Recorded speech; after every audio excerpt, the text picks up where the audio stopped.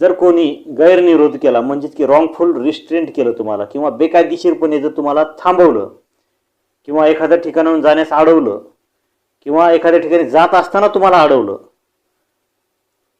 आणि अशा अडवत असताना जर कुठल्या प्रकारचा गुन्हा केला, कुठल्या प्रकारच्या जीवे मारण्याच्या धमक्या दिल्या, किंवा कुठल्या प्रकारची कारवाई करतो म्हणून असे जर दमदाटी केली, तर मित्रांनो अशा गुन्ह्यात सुद्धा FIR नोंद होऊ शकतो.